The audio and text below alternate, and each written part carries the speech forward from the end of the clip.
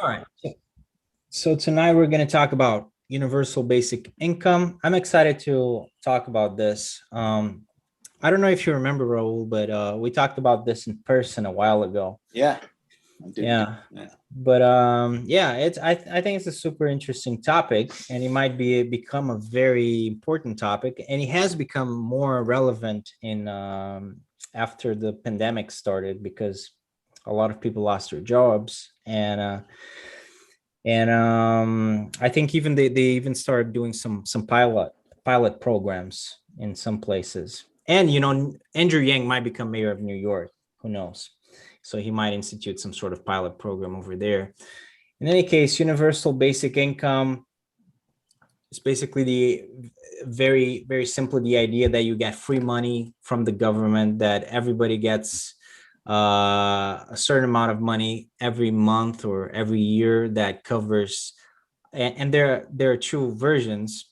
Partial universal basic income, you would get just some money to help out with your expenses, and a more comprehensive universal basic income, you'd get enough money basically to live off of that, or at least to pay for a good part of your expenses. So what are your initial thoughts about universal basic income, guys? I like it. I, I remember the first time I heard those 2013, and yeah, I guess they already tried some experiments in northern European countries like Norway and Sweden, Finland, I think. Yeah. and Finland. Finland, I Yeah. believe it was. yeah, I was very excited about it since I didn't spend much money back then, and I didn't worry too much also about how to get money. But this idea that everybody is going to get a certain amount of money to uh, pay for like whatever basic needs, it was very exciting. So you don't need to work, you don't need to do anything. You may do some art and all sorts of creativity. But the question arises, like, will people actually do anything if they have enough money? Like, why bother yourself with some creative work when you just may sit and play video games, or just watch TV shows all the time? Yeah, and that's really one of the big, if not the biggest, counter arguments to universal basic income, or one of its biggest criticisms is that exactly what you said, that maybe people, if they have this money coming in, they just won't bother to work at all. As I understand it, I watched several videos and read some articles in the past week, and then I got on Facebook today. I saw you had posted a couple of videos, neither one of which I watched. But It's okay. It well, was I watched last minute. part of one, but my understanding is that, well, first let me tell you what I think, which is so that you know where to start. Sure. I think that it is something that is going to happen. I don't know when, but in my view, it's inevitable. I don't know if it's going to happen in 10 years or 20 years, or what final form it will take, but I do worry about some things. I worry not about the income, but the outgo. Where does the money come from? And one discussion that I listened to talked about the dollars that we spend on welfare and social programs now, we won't spend on that. And we won't spend it on bureaucracy because there is no means testing with universal basic income.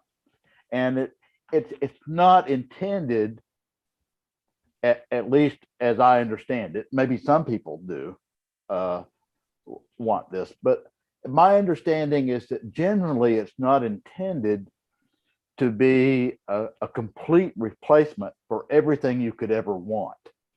Because although we live in a rich country, rich enough to do anything we want, we don't live in a country rich enough to do everything we want. And so I think that we have to a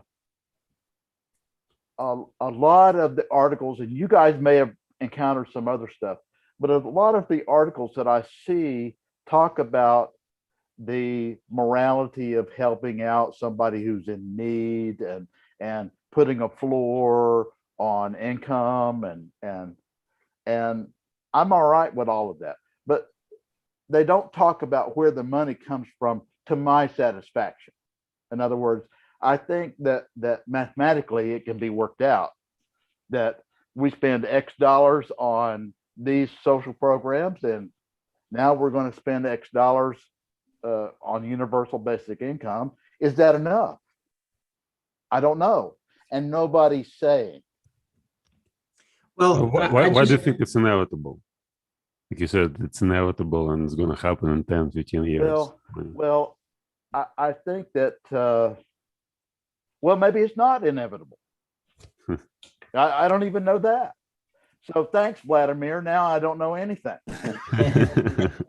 Well, I just want to point out, I think that you kind of like touched on something that I do think is interesting about the discussion, and I don't know if it clarifies anything, but one of the TED Talks I watched, the last one that I watched actually about it, it was interesting because he did, the guy that was doing the talking, he presented it in two different ways, or he said, there are two different kinds of discussions we can have. And I thought that was a good way to present the topic, or a good distinction to make, because like you said, David, there are two ways you can look at it. You can look at it from the moral perspective, and that's a completely different discussion from the other way you can look at it, which is it actually something that will help? Is it actually something that will produce results? And how can we do it?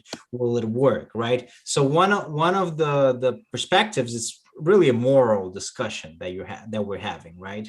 Either we want to have a more sort of like communal society, or we want to have a more individualistic, unrestrained capitalist society. But that's really more of a moral argument, or a moral discussion.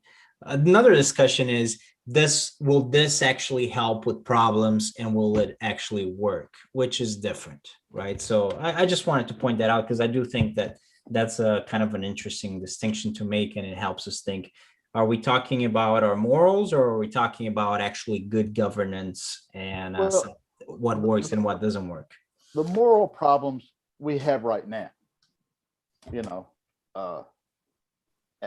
it's the mathematics of it that I'm uncertain about. All right, we'll cover the mathematics. Well, have you heard anything from Andrew Yang? Andrew Yang talks about the mathematics of it. I've seen a little bit. Yeah.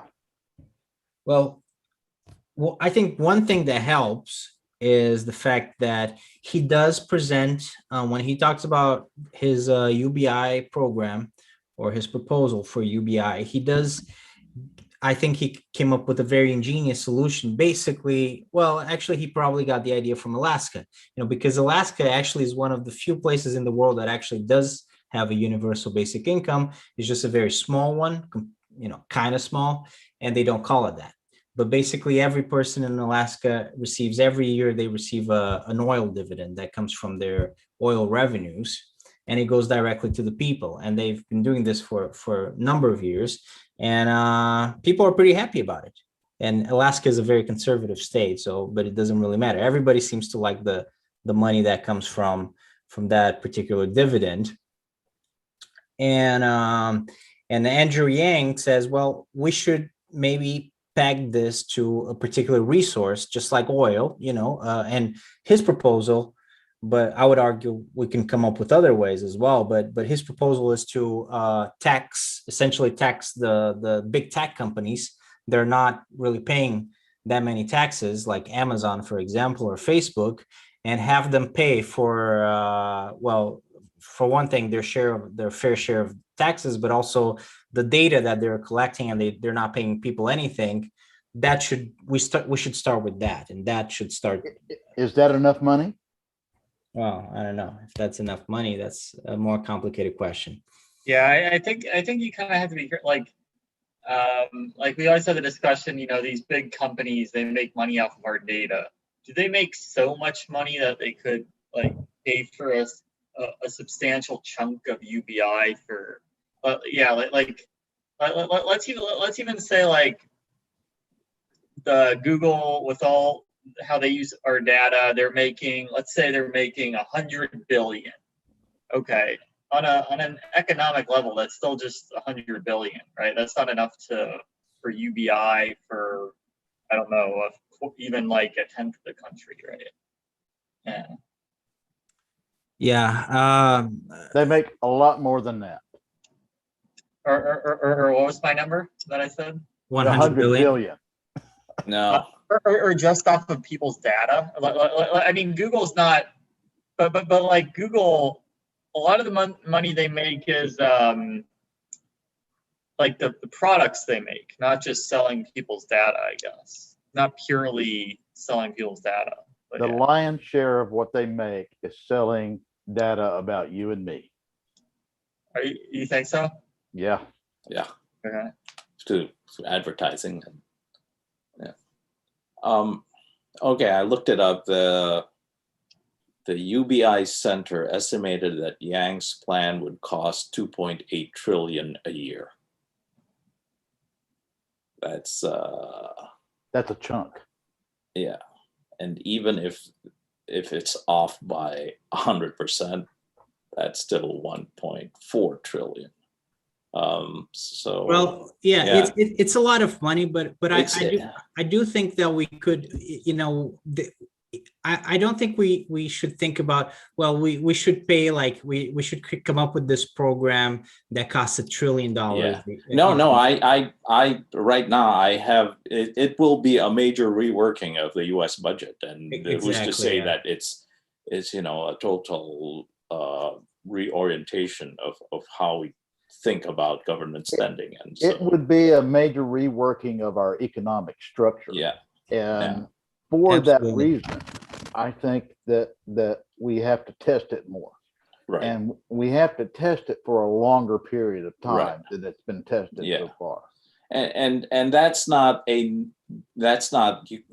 can't think of it as basically a $2.8 trillion hit, because a lot of that will then go into consumption spending, which would stimulate the economy. So there will be some follow-on effects that would lower the net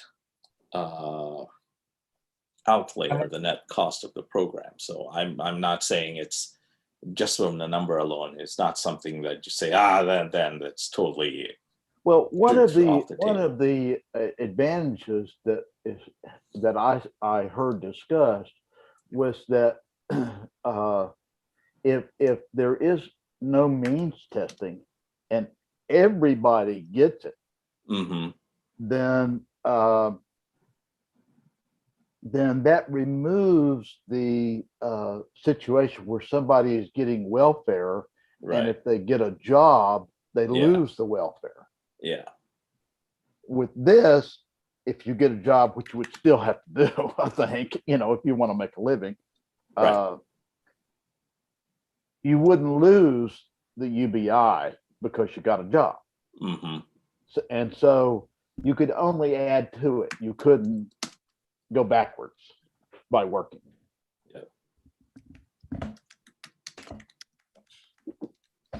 Yeah, and that's one of the things that I think are very positive about it, is exactly that the welfare system, the way it's unemployment benefits and some of these other benefits work, it kind of puts you in a tricky position, because if you do certain things, you might lose actually the benefits, and then you're going to be much worse off, you know. So it puts people in kind of a difficult position. It's a precarious position because you can't just go out and get anything, you know. It can't be like a gradual change. You got to make sure you get essentially a good job that will pay you more than what you're getting at this point, and you still want to make sure that you're going to be able to pay your bills and everything. And that really it's an incentive against improving your situation, right? Right. In a natural way. In this case, like you're saying, you know, everything you do is just going to be an added benefit, right? Because you're still going to get that baseline. Right. There's no disincentive. And so it might raise US productivity. Yeah. So yeah, it just needs to be tried out seriously to find out if it works. One of the people that I heard talking about this was well, I've heard a couple of different scenarios. One is that this should be the universal basic income should go to everyone who's over 18. And another proposal was it should go to everyone from the time they're born. And the misgivings I have about that is I don't think it replaces income taxes or anything like that. You know, we should still have the earned income child tax credit, you know, thing. Mhm. But if every child gets money, then you open the door for people struggling to have more children that we've all got to take care of. You know, I don't know if that happens or not, but we need to do some testing to figure it out. Right. There is a danger of a moral hazard there in that if there are people who decide that, oh, we're going to have more children, because they're worth $1,000 a month each. Right. We're going to have more children to get more basic income. But that very thought alone, to think that way already means that they don't really care what happens to those kids. You know, because if you're that's beside the point. If you're I serious understand what about you're saying, and I yeah. agree with what you're saying, but yeah, to me, the bigger issue is it our government's responsibility to fund every human being, no matter how young? And does that create a problem for us? Maybe it doesn't, but I worry that it does. Well, I think at first it's actually, I think that's kind of like a detail, right, in the implementation, because that, you know, it's just one way that you kind of like need to see what works and what doesn't work. I think that's probably not an incentive that you want to give people, you know, that they're going to get a lot of money if they have a lot of kids, just because of the sustainability of things, but also because of the fact that it's going to be an expensive program. Like if we're actually talking about implementing it, you probably want to start with, well, maybe let's skip on the kids for now, you know, and give it to actually, you know, people after they turn 18, they'll be able to get it if they're, you know, citizen or residents or whatever. But you don't need to get into that quagmire like right from the beginning. Also, because at that point, a good part of the population are people under 18. So that's another way that you can actually implement the program in feasible ways, that if you cut basically everybody who's under 18, which makes sense because they have no, you know, they're not independent. They still have people that are taking care of them. Because a big part of the idea behind the UBI is that you are providing families with a basic, their basic necessities are being met. So theoretically, you don't need to give people who are under 18 that money. Yeah, but raising kids costs money. Yeah. I agree with you. It costs a lot of money. Yeah. So that's why it's kind of a complicated question. Yeah, it is. Some proposals were limited to, I don't know, 3 children, 4 children, or whatever, like what we have now for the stimulus payments. But yes, those are details. Yes. Is that, more interesting for me really is about like when David said that it might be inevitable, and it's really how technology and the economy breaks that will decide it really. If basically people become obsolete, not wholly, but it's just that the economy starts to run on less manpower, less labor, and so what a lot of people do if they can't find jobs and aren't there, Well, the way Yeah. I view it is that right now the floor is 0, no income. Mhm. And the question to me is, are we wealthy enough to make it so that the floor is not 0? Is it 0? Because we have welfare programs, right? Or we have food That, stamps, that's true, but yeah, you but it's small. It's small. you are correct. Yeah, but And I think a big question is for UBI, because 1,000 a month, it's very difficult to live on 1,000 a month.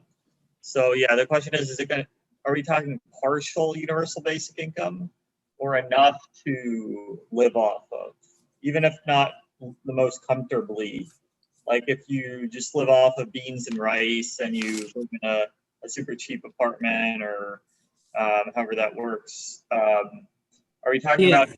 That's a partial basic income proposal for the United States. Obviously, there are places where you can live with that money, but in the United States, I think that's what, if we're talking $1,000, that would be the idea. But it's a very generous partial basic income because you still can cover a lot, right. but it's still not. Yeah, it would be a partial certainly, because I don't think the idea is for people not to have a job.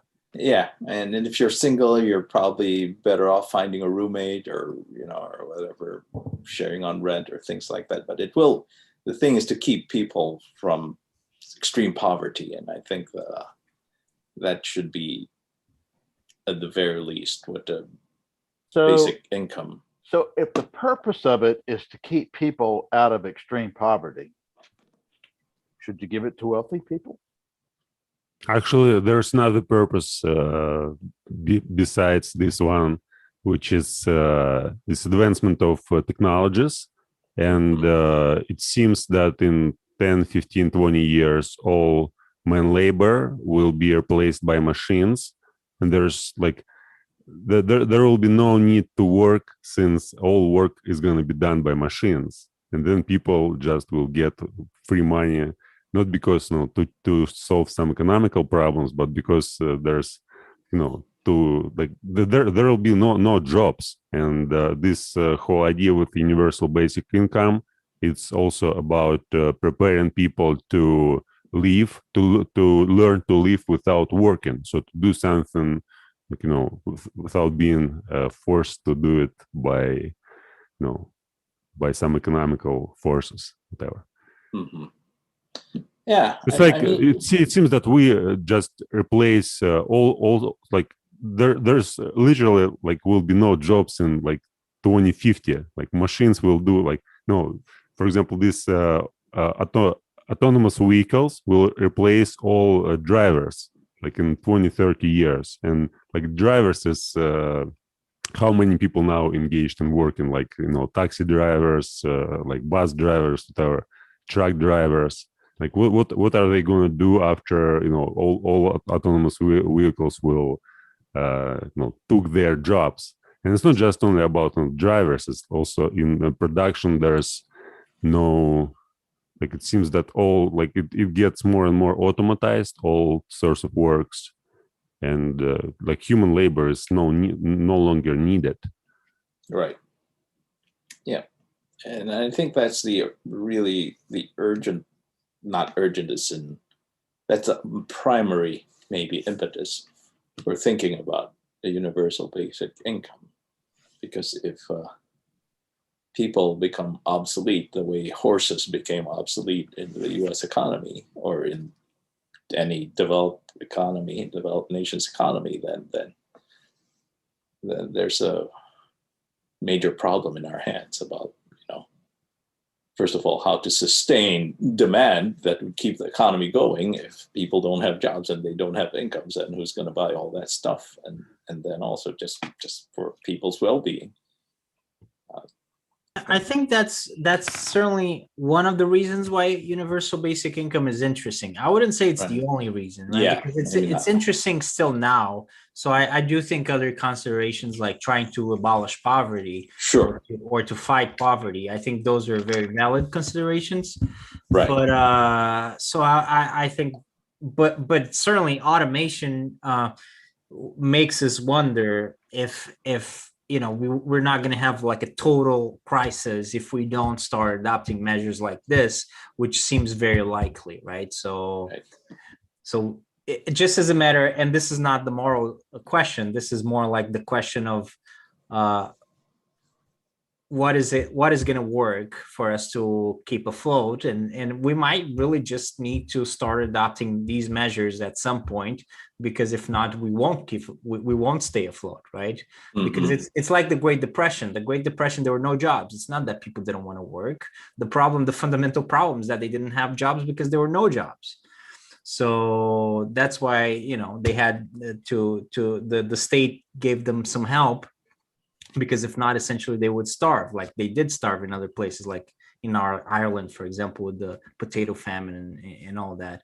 I guess that so the problem might be just that there are no jobs. So in order for people not to starve or not to be in abject poverty, this might have, or something similar might need to be implemented just on a practical, as a practical consideration.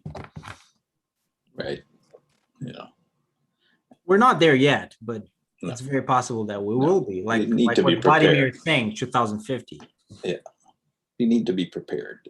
It's not an inevitability. Who knows that maybe all these highly automated singularity type machines aren't really, have been overhyped and won't really be, like in autonomous vehicles.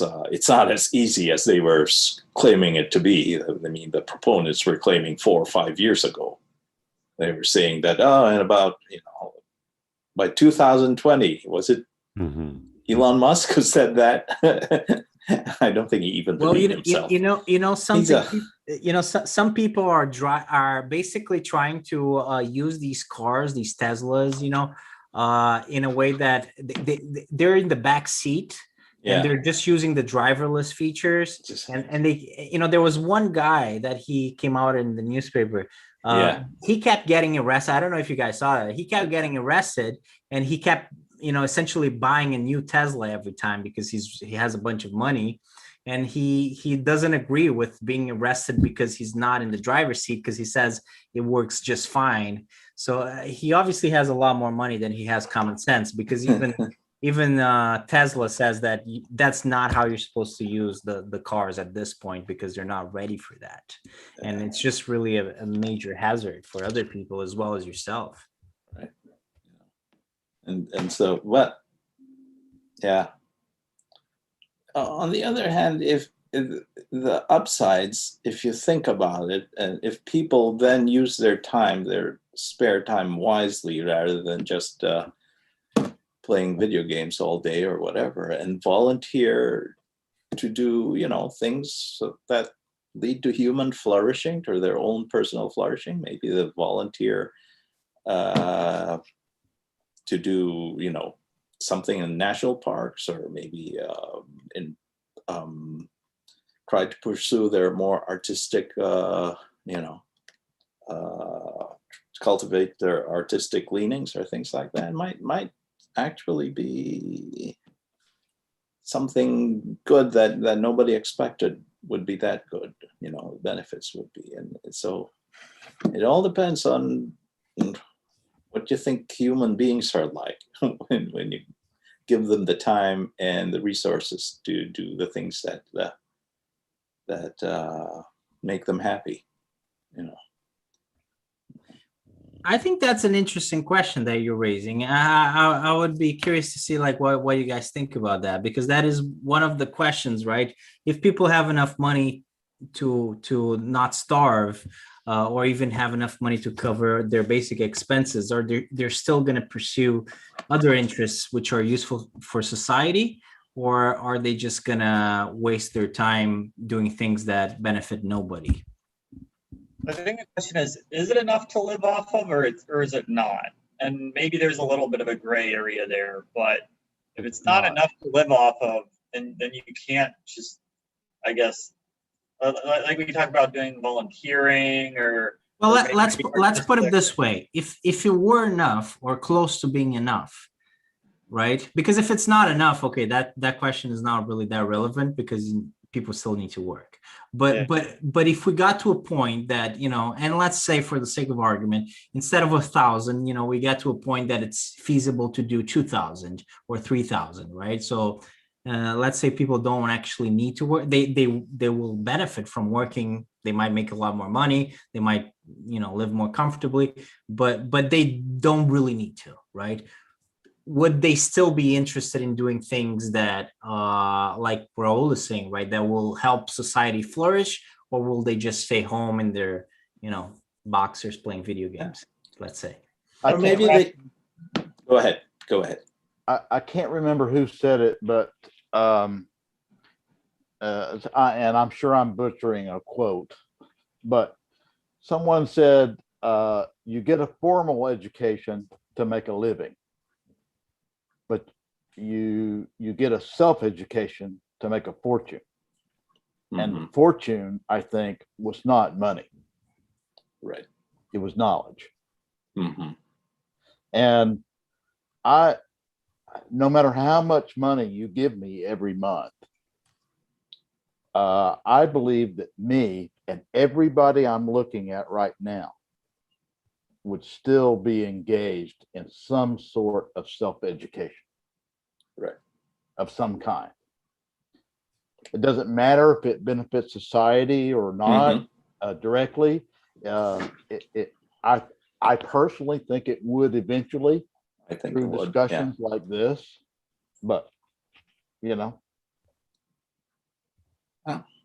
Or even not volunteering, maybe just that job that you would have loved, but it doesn't pay enough to keep you afloat, and now you'll be able to get that job, take that job. Maybe you like working with children, maybe you like working with you know, helping out people, and now with a basic income, then sustaining yourself is not an issue. Get that job to be, you know. Yeah, of course, and this is kind of more.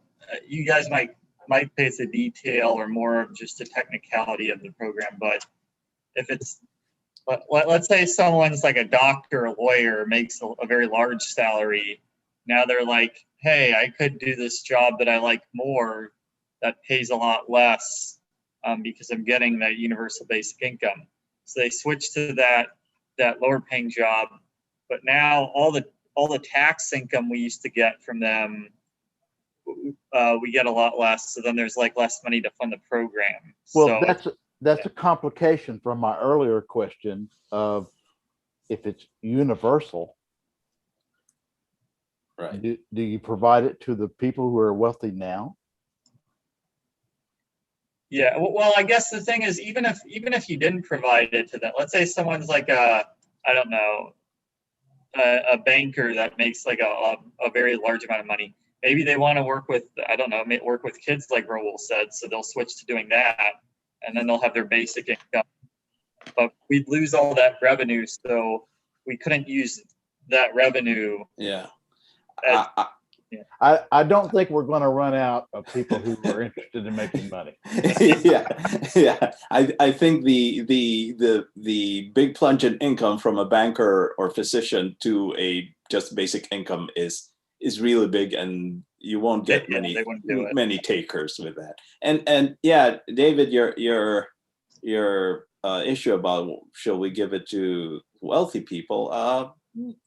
the point is right to have no means testing so that there's no bureaucracy, then Yeah. just tax it away at the end of the year, right? You know, so that's the way to go around that with just Well, not have the bureaucracy. I guess if you say from the outset, Yeah, we're not going to give it to wealthy people, right. then you have to have some sort of means testing. Hmm. You have to have a threshold. Right. And so the people that are at that threshold, they realize if I earn one more dollar, I lose $999 a month. Yeah. Yeah. No, but it wouldn't, it would be like the stimulus checks for COVID were like a sliding scale. It's a right? marginal tax rate. So yeah, Yeah, like how the stimulus payments for COVID were a sliding scale. So it's not like once you make this amount, no more stimulus check. It's right. Which means bureaucracy. Right. Yeah, that's why you give it to wealthy people and that just have a progressive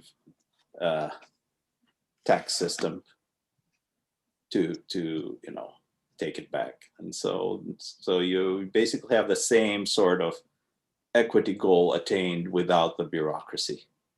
And that's one way to go about it, roughly.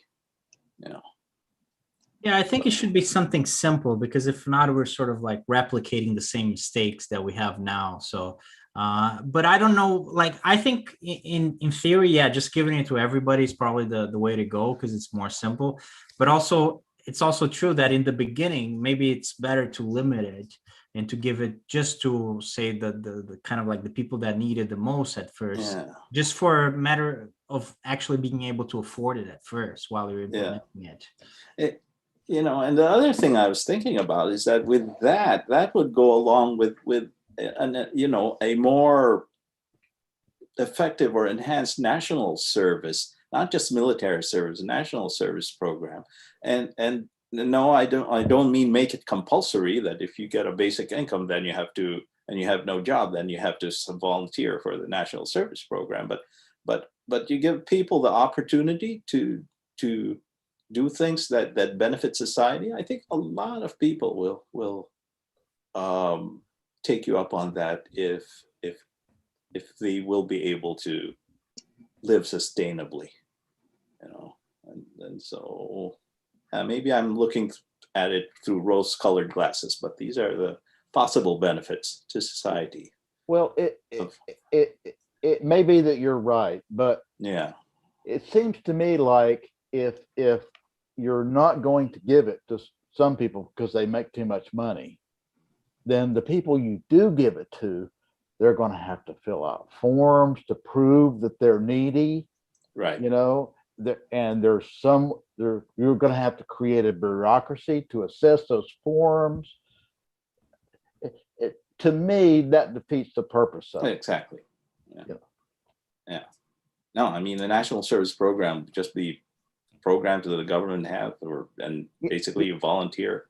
They have that in Switzerland, maybe some other countries too. Yeah. I only know about Switzerland because my wife and I hosted an exchange student from Switzerland. Mhm. But their national service is either the military Right. or some sort of community service Right. for 2 years. Yeah. And it's mandatory. Right. Yep. But I don't know what the actual consequences would be or the outcome would be, but I kind of agree with you, Raul, and it's impossible without testing these things. I mean, it's impossible to say 100%, what's going to happen, but I do think that it's true. I mean, I think a lot of people, if they could live in a sustainable way, yes, they would be interested in those programs, because a lot of people are interested in participating in the community. They just, Right. You can't participate in the community if you can't make enough money to pay rent. But if you're okay, then yes, I mean, people I mean, especially women, certainly women. I think men as well, but women, they don't have the same tendencies that we have. They don't want to spend all day at home, playing video games or drinking. Like, and this is actually this they have done tests about this and studies. So it's women for the most part, they need to.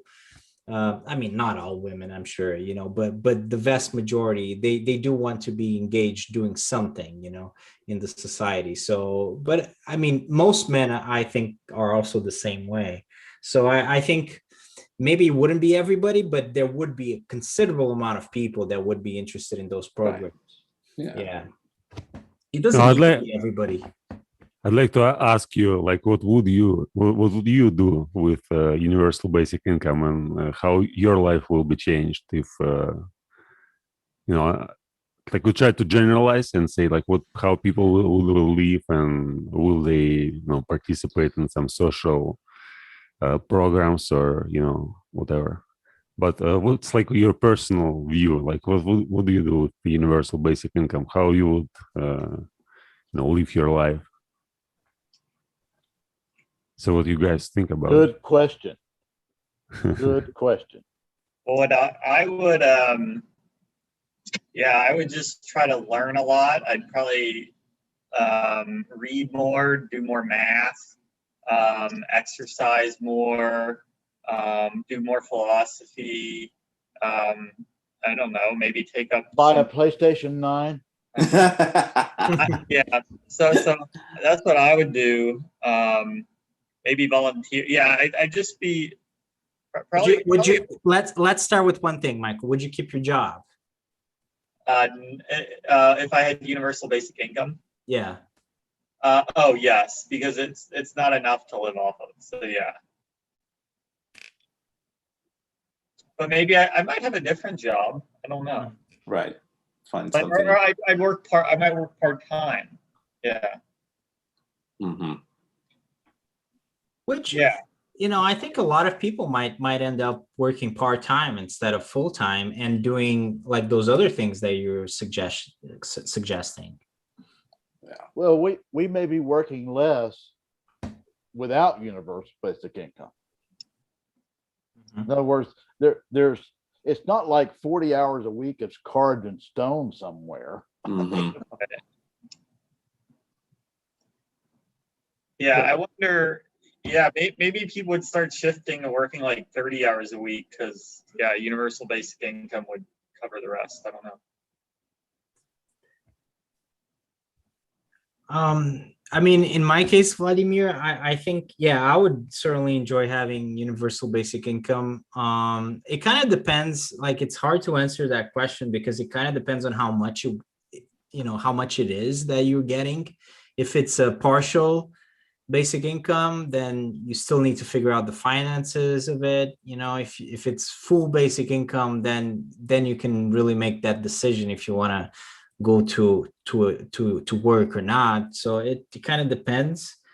But if it's, I mean, I would say it wouldn't change like things dramatically, but it would make life more sustainable. Let's put it this way. You don't need to worry about, say, catastrophic poverty. You can put your kids in childcare, and it just makes things more sustainable, I would say. But yeah, other than that, I mean, I would still have to work, or for money. Mhm. So it probably wouldn't change much. It's Well- just additional, It changes well, quite a bit. It changes Mhm. quite a bit. It just doesn't, depending on, it would kind of depend, the amount of change kind of depends on the amount of money that you get. But I wouldn't be interested in just not doing anything, because not doing anything is not that great. So I would either work formally or work informally, doing the things that I'm interested in, for self-growth and family stuff. One thing that I don't think it would happen completely, but it could happen to a certain extent, is if you have people who are who are just going to do their universal basic income and nothing else, which means poverty, if you ask me. Right. But it could take some of the glamour out of positions, because if you know somebody doesn't have a job and they're getting by on their universal basic income, they're not going to get that new washer dryer. You spent half your UBI on that. So that's what I mean, but it might take the glamour off some of Of possessions. stuff. Yeah. Yeah. Yeah. You know. What about you, Raul? Well, I wouldn't be, because I'm older than you guys, so I'm in my retirement years. So, and I don't think most of us are not in that level where UBI would change things a lot for the better.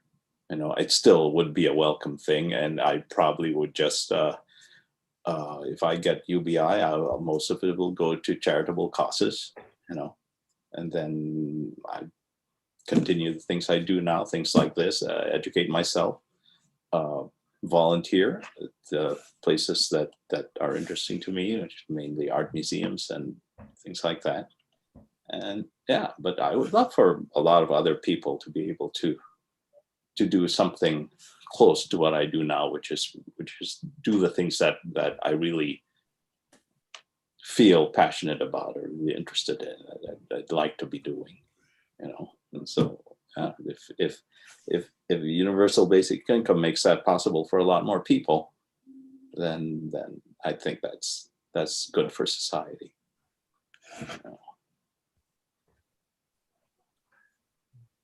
What about you, David? Well, things would not change a lot for me either, unless you tried to tax me more than you do now, But I guess one thing that confuses me, that seems a little inconsistent, is some of the people that I've seen in the pro camp about universal basic income.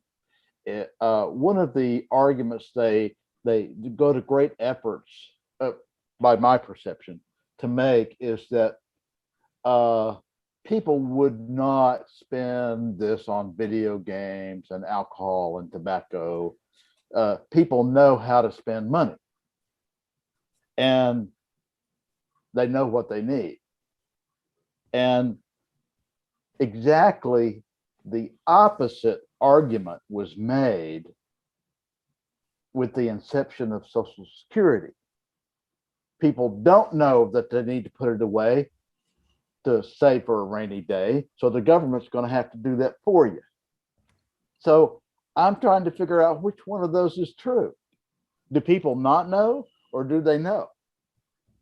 I I guess think neither is true. Like, it all depends on different people. Some of them will know, some of them not.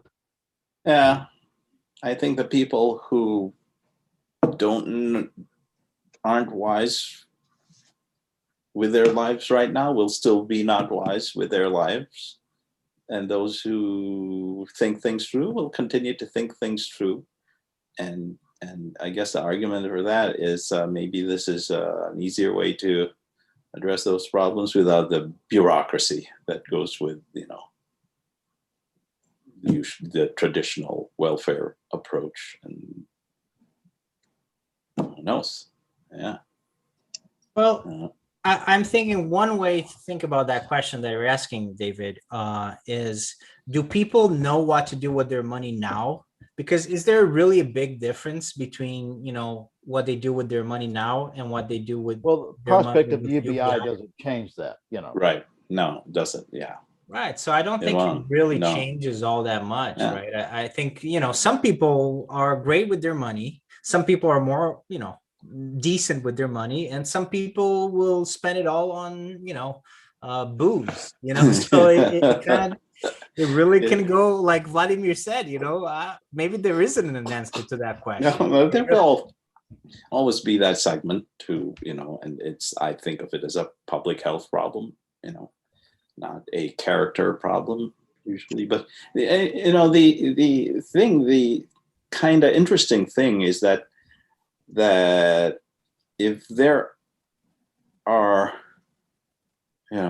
like Milton Friedman was a very big a proponent of a negative income tax, which is pretty close to not exactly, but pretty close to a universal basic income.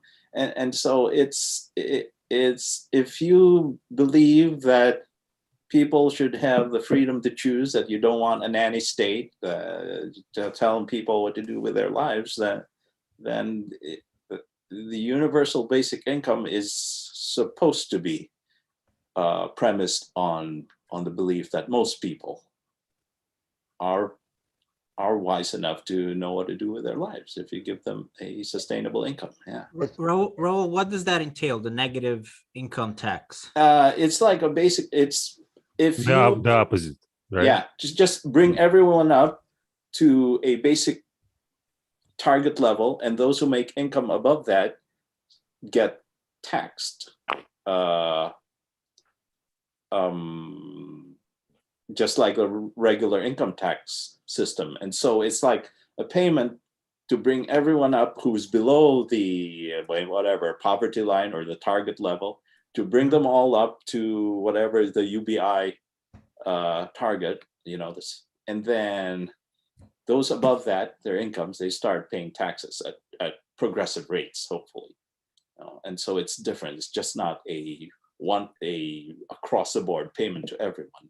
It's actually graduated payments depending on what your income is. But that is a lot of bureaucracy still, because you can't, at the end of the year, you have to count, okay, what's your income and what did you receive? And so you have to pay back, or you have to get some more, So basically, if you don't make enough, instead of paying taxes, you get taxes. Yeah, you get a subsidy. Yeah. Okay. Yeah. But that's still a lot of bureaucracy, because at the end of the year, if your estimated income is higher than what you is lower than what you actually got, then you have to, pay back. And that's hard. That's hard on people who are at the, who don't have a lot of discretionary income, to make them pay back stuff, that in all likelihood they spent already. Yeah. Sure. Yeah. But Vladimir, what would you do with the universal basic income? Well, the same what I'm doing right now. So actually, I don't need a lot of money to live. Right. For me, $1,000 is like it's enough to live for the entire year, and not just a month. So. You throw parties for all your friends, right? No, I'll probably not even take it. Just, like, not to make myself more dependent on some on money or whatever else. Yeah, but it's yours, and if you decide to give it away, to give it to charity or to some, that's the whole point, that people, you still have control over your life. Actually, I've heard some kind of proposal, I don't remember from where, maybe a year ago, like exactly the opposite of universal basic income in Russia. So the idea is, if you don't work, you have to pay. So if you don't work, you have to pay. Yeah, if you don't work, if you don't pay taxes, you have to pay some penalty. And yeah, it was actually like on a government level proposal from some guy. And really? How do you pay that? I don't know. Service, maybe? Or, maybe, yeah. They'll just make you work if you. Yeah, like in the Soviet Union. So the bottom line was that if you don't work, you're kind of lazy person, and everybody had to work. So they forced you to work, even if like some creative guys, like some musicians, still are working on some stupid jobs, you know, coal mining or. Yeah. And it's also, there's some parallels within the Depression where the US federal government just basically, you know, the way it was described is you hire people to dig ditches and then you hire people to fill them back up. And basically that's kind of like a universal basic income, but instead of just giving to you, say, okay, we'll pretend to make you work, even though what you're doing is It's like useless, right? It's not really necessary, you know, and that helped us, you know, alleviate a lot of suffering, and it also kind of stimulated the economy a little bit to put money in people's pockets so they could spend and help the economy get going. Yeah, probably one of the other reasons may be for universal basic income that they try to stop this, you know, material craving for, you know, for since we like our economy on a global level, it's still like if we compare it what was like 100 years ago, 200 years ago. So we have lots of stuff, but on a as David said, like on an educational level, we're still like we're still very on a very low level, like globally. So if we just give this universal basic income to everybody, maybe it's going to solve this problem. So people start learning and studying more and dedicating their time to self-improvement, self-development, instead of just craving for, you know, for more and more stuff. Do we actually need more stuff? Maybe we just need to spend more time thinking about, you know, something else. Yeah. Not building more cities, but building more, you know, Yeah. Well, education knowledge. yeah, that would be ideal for humankind, you know, if we invested a lot more on building ourselves through education and less on just material gains, because it's really a problem because we've built a system that is very unsustainable, because it's all about growth, economic growth, and economic growth means producing more. And producing more demands more resources and we're basically running out of resources. So the system can't really be sustainable as it is right now. So we are going to have to figure out a way to change that, because it's just simply not sustainable. Yeah. Well, but it sounds kind of what you call this, not ironic, but counter, what's the term? Pardon? Counterintuitive, but you know, this problem of we're making too much stuff will only be solved by making more stuff, I think, but more stuff in terms of knowledge. Really. Yes, exactly. Yeah. And like, for example, knowledge and developing the technology for alternative energy sources, which we desperately need to find, you know, in the next couple of decades, or we're shot, you know. Yes. And it's still not there. Even all the, you know, still not there. It's getting there. You know. So yeah, I mean that kind of like bring, you know, the universal basic income should really just be one of the things that we do to really reform the whole economic production system that we have, because it's come to a point that it's really not sustainable. So I think people should really start to acknowledge that we've come to a point that we really need like some pretty big changes in order to just make things sustainable, and that it's just not really an option to keep doing things exactly in the same way, because it's not only we have like crazy income inequality at this point, which still keeps growing exponentially, but also we have the added addition that we have very serious environmental problems as well. On top of that, so really, it's not sustainable. And UBI could help at least with the income inequality part, which is actually really crazy if you look at the actual statistics, the actual charts of how income inequality is growing.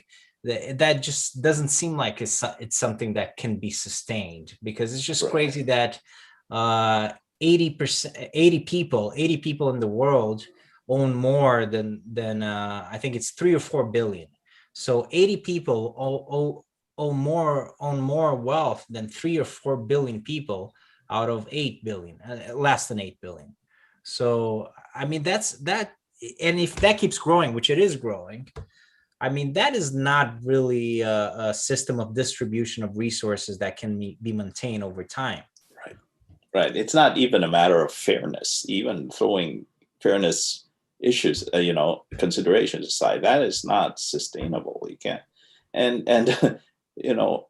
down the line, maybe the biggest proponents of universal basic income would be the billionaires and mega corporations, when they finally figure out that we won't be able to sustain our industries, our businesses, if our customers disappear. Who's gonna pay for stuff, right? If Right. everybody is, if people don't have money, Yeah. because all money is concentrated on the hands of a few, I mean, people can't buy for stuff. I mean, Right. sorry, people can't pay for stuff. People can buy stuff. Yeah. One So- of the videos that I watched about universal basic income, one of the proponents was talking about a tax on a corporation that would go up the greater the disparity between the CEO pay and an employee pay. Mhm. In other words, if you don't raise all the boats in the company, Right. if you do like this, then Right. a tax is engaged. Right. But I don't know. Good luck selling that idea. Yeah. Who's gonna bail that cat? Right. Yeah, that's kind of a complicated one, but the idea I think is useful. And I was watching a documentary the other day about cars, about more precisely Fiat, and in Italy, and both Fiat and Ford. Well, Fiat kind of like copied the Ford model in many ways, but the idea in terms of the pay of the workers, the worker pay, is that there's a reason why they paid a lot more than other companies at the time, both Ford in the United States and Fiat in Italy, is because they wanted their workers to be able to afford their stuff, right? Because they were building the market. If you pay people enough money to buy your stuff, then you actually have a market, which is something that the Chinese have done as well in their economy. So you gotta have people you gotta build your middle class so they can buy Right. stuff, so the economy can prosper. And that crazy imbalance of wealth just doesn't, at the end of the day, it cannot be sustained because of that, because it just doesn't work. That's something that Singapore did as well. I think, if I remember things correctly, I think about 20 years ago, they raised the minimum wage to really a very high level. And most people were saying, well, you mean you're going to pay a fast food worker that amount of money? And their response was, we want our economy to be a highly educated, highly technological economy, because that's where the future growth is going to come from. And so we're going to speed that up. We're going to, pay people higher and also educate them so that, yeah. Another thing that could be hastened by raising the minimum wage, Mm-hmm. which I think people deserve to make a living, Right. and I don't know where that cutoff is, Sure. but some of the technology that's on the horizon McDonald's is already testing Right. a fully automated kitchen. And if the minimum wage is raised too much, then that will hasten the day when people lose their jobs to automation, Hmm. in my opinion. Yeah. And I think I heard, oh, just a random comment, but yeah, I read an article recently. There was like a state that tried to, so at the grocery store how you could do the self checkout, scan the stuff yourself. I don't know if the grocery stores near you guys have that. But they were going to make a law limiting it to just 2 machines per store because cashiers were losing their jobs. right. And it went to the Supreme Court. I forgot what the ruling was, but yeah. Yeah, that stuff, Paul Bunyan stuff doesn't work, Yeah. in my opinion. What's Paul Bunyan stuff?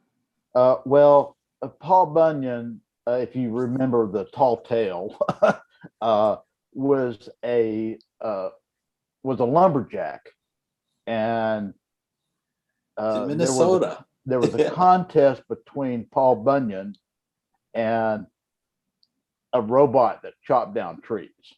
Hmm. And Paul Bunyan won because he's great and legendary, but we're not going to win that for much longer. No, that's the thought then in Singapore is we're headed that way. We want to get there ahead of everyone, so we're hastening things up, and Which makes And- sense. It's a good strategy, right? I mean, Yeah. it's a good strategy. Right. Because some of these things, I was hearing the other day as well. Like I read I think it was The Economist. I read an article there, and which, by the way, I subscribe to The Economist. I'm very happy. It's a fantastic publication. I don't if Mhm. I would certainly recommend you guys check it out. No, it's very good. Yeah. It's very good, The Economist, because it really gives you what they call a view from the moon, right? It's a global perspective on things. So I love it. They have an app too. They have an app, and the app is actually a little bit more affordable. The problem with The Economist is that it's very expensive. But you get a deal for the first 3 months. I think I paid $30 for the first 3 months, and I get the magazine at home. It's weekly, and I get to use the app. So, but I'll have to see after 3 months because it's kind of expensive. So basically, the article was about the fact that people are complaining in the United States that these companies are complaining that they can't hire enough people. They need more workers, right? Now that the pandemic is subsiding and they have a little bit more business, they want to hire more workers. So they're saying that, well, they're having trouble hiring workers, maybe because of the subsidies that the state is giving them and so on. But the thing is, the economists are actually on the side of the workers, and they're just seeing that they're pointing out that, well, you don't really have a problem. You don't have enough workers. That's not really your problem. Your problem is that you're not paying your workers enough money for them to make sense to work for you. So it's really not a problem of not having enough people. It's more a matter of wages just need to match the actual cost of living in the country. Which another interesting statistic is that they haven't really they haven't gone up since the 70s in the United States in real terms. Wages have been stagnant for 50 years. It's a long time, and at that time the generation of wealth in the country has grown. Right. It hasn't kept up with per capita GNP, which is tells you that there's not at all. I mean, because they haven't gone up, so they haven't really at all kept up. There's something wrong. There's it's just not right. Well, yeah, there's an imbalance in the economy that might be a consequence of just an imbalance in power in society. Basically. Yeah.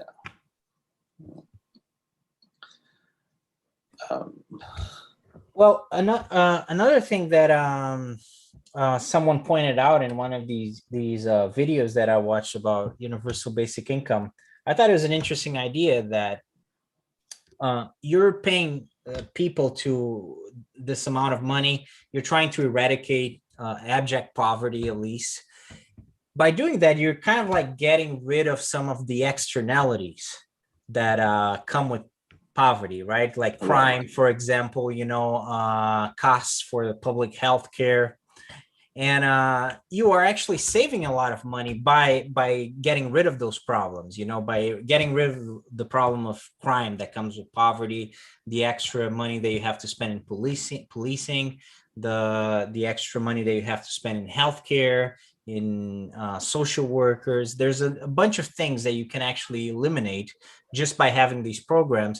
And in fact, in Britain, they had one program that they spent, the budget was 50,000. It was in London, 50,000 pounds to solve a problem of homelessness in that specific area in the city. And they spent 50,000 pounds, and they actually solved the problem to a good extent by just giving people money, because a lot of them actually found a place to live and actually eventually found a job. And some of those externalities started going away, and that actually figured, well, this is actually pretty cheap. These 50,000 pounds that we're giving them actually is actually very cheap compared to what we were spending before. And I don't know if this would work on a global scale, but it kind of shows us that that's one of the aspects of And it. where did they get the 50,000 pounds? It was the government's money, I believe. It was just Just a from budget. taxpayers. yeah, Yeah. they figure, well, instead of like spending this money for our social workers and the hospital And the and all these programs. programs that we have to try to figure out this problem in this area of the city, let's just give them money, see if they get out of this situation, and we can just solve the situation this way. And it actually worked. Right. And yeah. And I would think that in a place like London, where housing is so expensive, the homelessness problem is not really similar to what's going on in New York. I don't think so. I think it's really people normal people, are just down on their luck. And then their lives just spiral. As once you lose your home, it's hard to cope with everything else. And I heard a statistic today that 47% of the homeless people in the United States are in California. mhm, How much? 47, you said? 47% Wow. are in California. right. The weather's nice there. Weather's nice, yeah, and plus they have a high population to start with. And there's a lot of people probably from other places who go to California because you just don't freeze in the winter. But Also, housing is not very affordable in California. I think it's awfully Yeah. expensive. same thing. Yeah, and I mean, $1,000 in California is actually not even gonna, help you like pay for rent in some cities, like No. in LA or San Francisco. No. That's definitely San Francisco. Might keep you from starving to death, right, but Yeah. it won't provide you with a house. yeah, Yeah, or you can live like in a really bad place, but which is better than nothing, I guess. yeah. Well, if there are 5 of you, then you can pool your resources and rent a True. decent sized place. Maybe not 5, maybe 3. Yeah, Something. that would be a creative way to go. Right. Yeah. Yeah.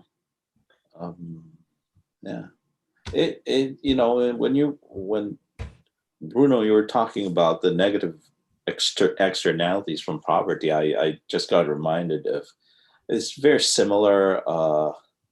From homelessness is also, and it's a related problem, that the drug addiction problem is the same type of approaches have to be considered. And I know that, or at least I've read, well, I've been there, I've seen it, that Vancouver had a very successful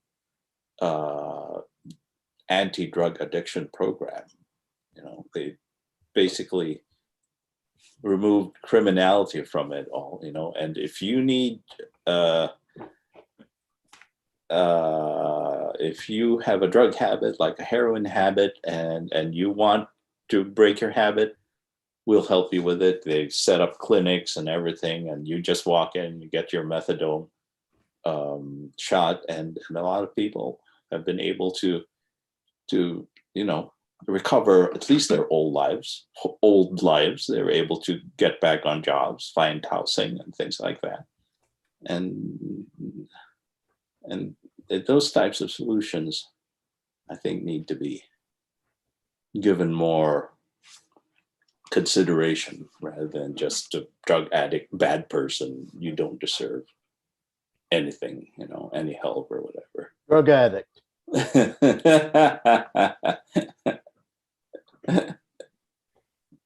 Yeah, no, I certainly agree. Yeah, I think the homelessness thing, I think that's where I think the universal basic income would actually come into, it would actually contribute the most. Right. It would be to provide people with at least that security, that they don't need to be just like in this abject poverty, right? That because in we don't really have a social net that really allows people to be completely safe from those problems. I mean, if you run out of cash, I mean, you're probably going to end up on the street. I mean, it's happening, unfortunately, to people now with the pandemic, that people Yeah. are just being evicted because they can't pay for rent, you know. And that would, I mean, if people are homelessness, they stop being a productive member of society, and that's just kind of a fact, because you can't really do much if you're in a homeless position.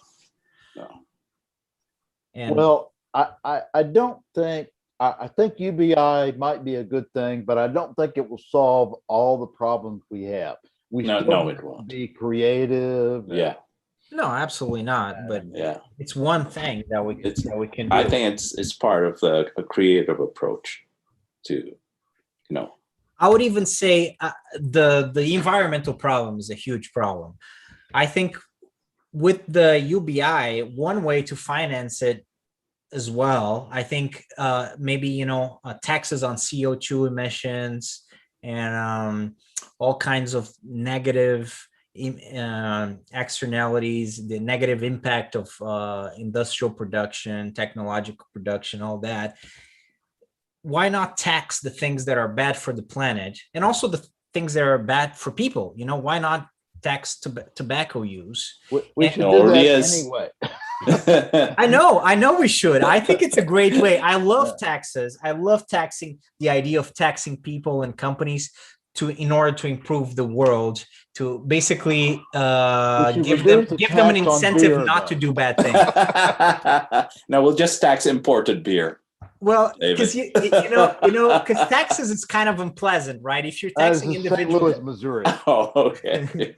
because you know, if you're taxing individual people, it's kind of unpleasant. You know, they've worked for that money. You know, you're taking the money away from them.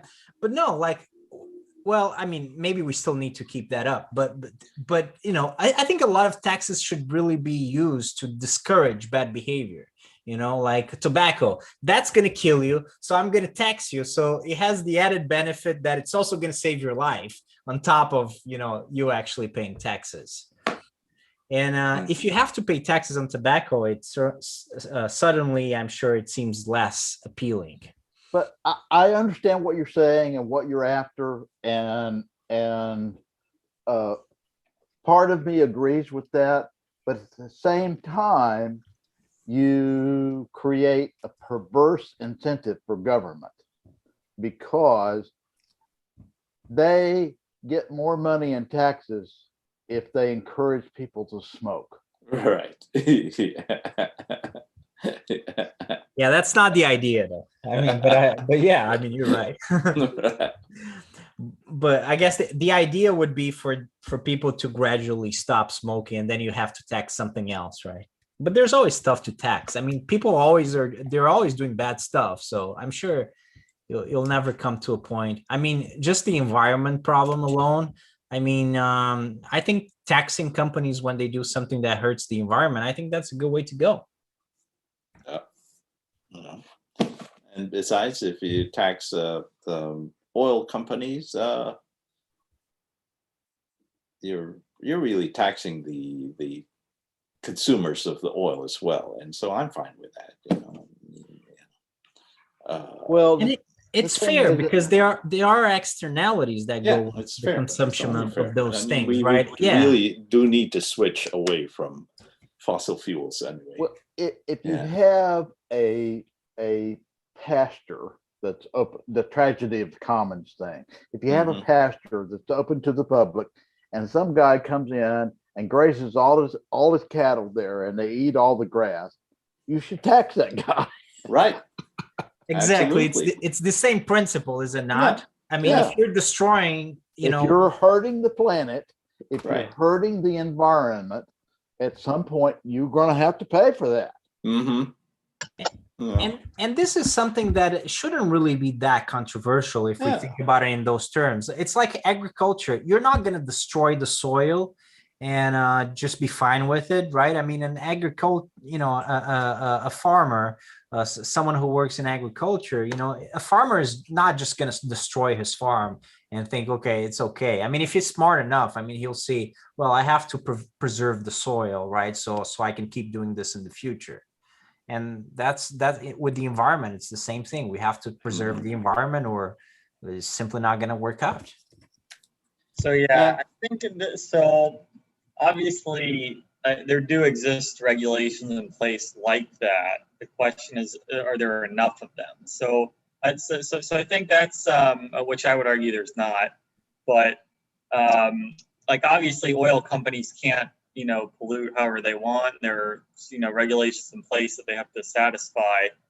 It's just that we would probably the people on this call would argue there's not enough of them, and CEOs of the oil companies would argue that they're overly stringent as they are. So that's the battle. So the real question is, how do we win that battle? But yeah. Well, you tell the stockholders, like what Exxon went through. You had an activist stockholder, whatever, and organized, got the support of the major mutual fund companies, and said, let's vote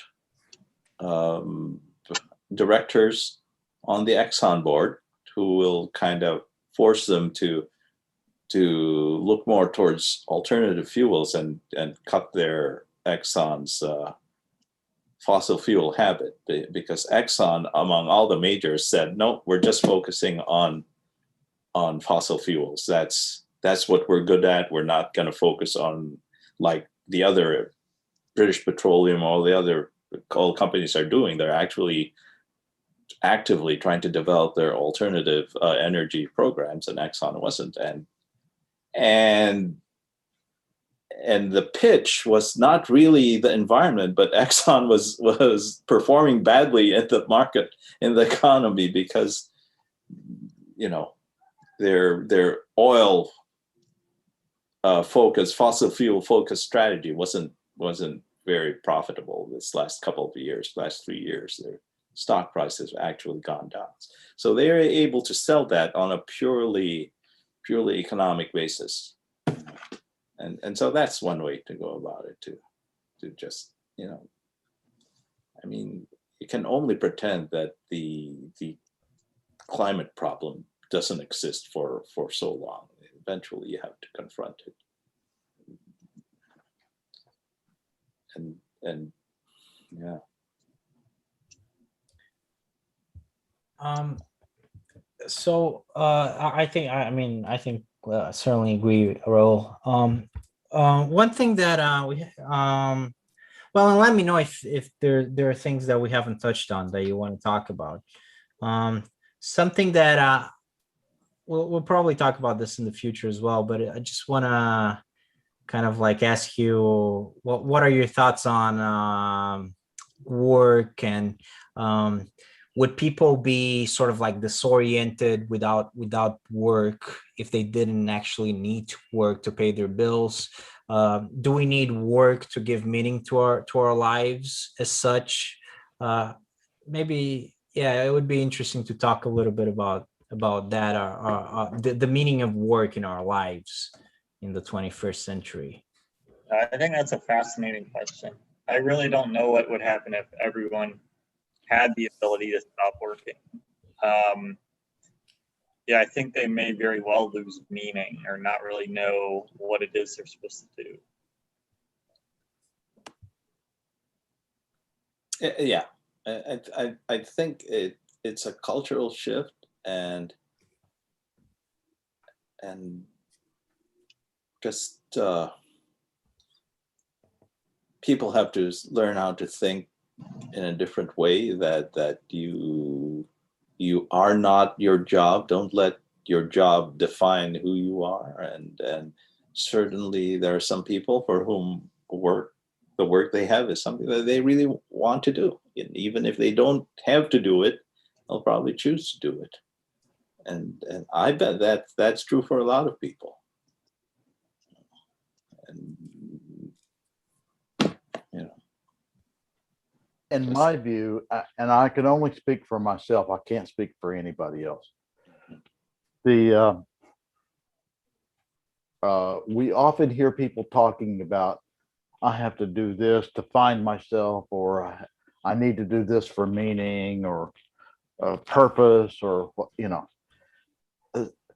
for me, meaning, self, and purpose are not things that you find.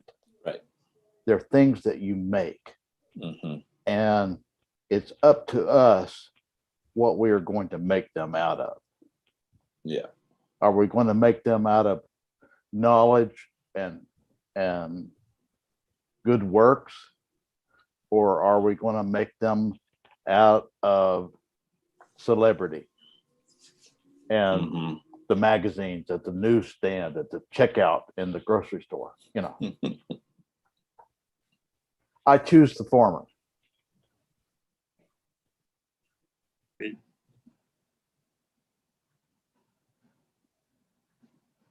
Well, what about you, Vladimir? What do you think? About work? Yeah. I don't know. It's Work and meaning my, of my, life for you. my personal view is kind of different. I mean, I don't No, like but we can talk about our views, because it's hard to say what other people think about it. Like it's very difficult. We can have some general notions. I think it's all kind of ideology, like all this work, like all this since in the beginning of industrial era.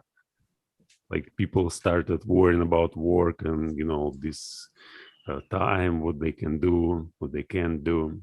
For me, we may do pretty well if nobody works, and like by work I mean like this something that you are forced to do by somebody else. Right. So as soon as like with this universal basic income, for example, you have decide what you are gonna do with your time, and I think like when we get rid of this ideology that you have to have work, people will find out the way how they will spend their time. And if some people will play video games, that's okay. They may play, and it's not a big deal. I mean, we'll still have enough productivity to maintain our civilization, and nothing terrible will probably happen. I don't know. Like for me, I don't like to work. I don't like to do anything that I don't understand, or that I understand and I don't see any real benefits for myself. So I had many works in my life. I tried to do lots of things, and I discovered that I didn't like anything what I was doing unless I did it on my own, like without being forced by somebody else. Mm-hmm. Yeah, and I like to study, and I think like in next 20-30 years we'll have kind of what they call it, informational era instead of industrial era. So right. People like knowledge is going to be knowledge, and kind of informational economy. So like people are going to chase knowledge and transform the way they live for their lives. Exactly. Like instead of money, like nobody is going to care about money. People are going to care about what they know, what they do in life, some creativity. Yeah, Well, something like that. I don't agree with all of that. I think people are always gonna care about money, but one thing that I think, but I think you're right about a bunch of things, and for example, think about one example of one work that people might have, which is working at McDonald's. A lot of people work at McDonald's, right? And it's good in a sense Well, that I would just shut up all McDonald's, like, all of them. Since well, that's kind of my point, right? Because I mean, I wouldn't shut up, shut off McDonald's because I mean, it's not my business. But the point is, all of these workers are doing something that is ultimately useless, right? It's nice that they pay taxes, and that's kind of like the only utility that I see from it, coming from it. But really, McDonald's only makes the world worse. I mean, that's the the naked reality, the ugly truth, right? And I mean, you don't need to be a genius to understand this, right? I mean, it's pretty obvious. I guess like your Wow. question was more about like the nature of work. Like, should we like Well, continue? yeah, And but I was just saying this because, like you're saying, like a lot of the work that people do, it's basically shit. You're not really doing yeah. anything that makes anything Yeah, better. yeah. Let me know how that works out for you when you tell a person who works at McDonald's that their work is totally useless. Let me know how that works out for you. Well, I'll probably try to avoid committing that faux pas, but I mean, it. I mean, I wouldn't go True. that far that McDonald's doesn't serve some social purpose, because the people are not being forced to go there.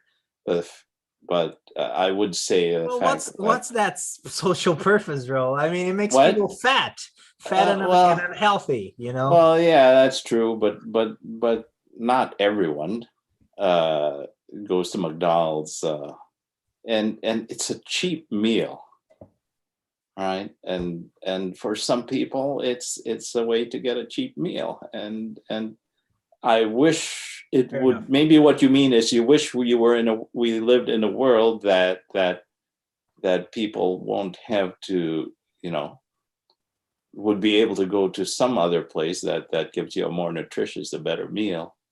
But they're there, and and Yeah, food deserts. yeah, And it's not that, but so yeah. I'll admit, I go to Taco Bell quite a bit. Well, maybe like twice a week or something, I have yeah. Go ahead. just to get like $1 like bean and rice burrito. Yeah. I don't put the nacho cheese on it, but surprisingly, you guys are gonna laugh at me. I don't think it's that much less healthy than like dining out. If you're, just going to a sit-down restaurant. Right. I can't go 3 months without KFC, just to let people know. Well, these it's an places addiction. are not in business because they're providing nutrition. Yeah. They're in business because they're making money. Mm-hmm. That and if you think it's any other thing, it's an illusion. No. But, Well, McDonald's, I would argue, is it makes things much worse than it makes things better. But I guess that's a whole different debate. But I would argue this for. I mean, I think there are a couple of reasons that are pretty strong. Like the environmental impact that McDonald's has is terrible. Also, it really, like, the food is extremely unhealthy, and people would probably be eating something different if they weren't eating that really unhealthy food. So I do think that, honestly, and I think this could be a debate. I don't know if it's an interesting enough debate for us to actually do it, but it would be a debate. You might change my mind. My initial perspective is that it makes things worse. But I would, I like what you said. Maybe I shouldn't have talked about McDonald's. Maybe I should have talked about the fact that you said, Vladimir, we actually wouldn't need anything else because we already produce enough, for people to actually live, and it's true. I mean, before 90% of the people were actually committed to the business of making food, agriculture, right? 90% of the people, give or take, were farmers. Now we don't need those 90% of people to actually produce that food. Now we use about 20% of the people, if that much. Actually, produce in that food. 1900, it was 70%, and today it's 2%. 2% 2%? in agriculture, but not food processing and all that. Agriculture. Okay, so what's food processing? Maybe 5%, 10%? Yeah.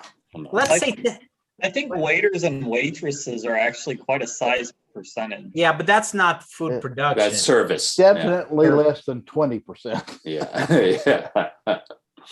Yeah, I mean, if Yeah. you don't have anyone to serve you, you can still like serve your own food, right? So I'm Right, saying right. you'd still have enough to eat.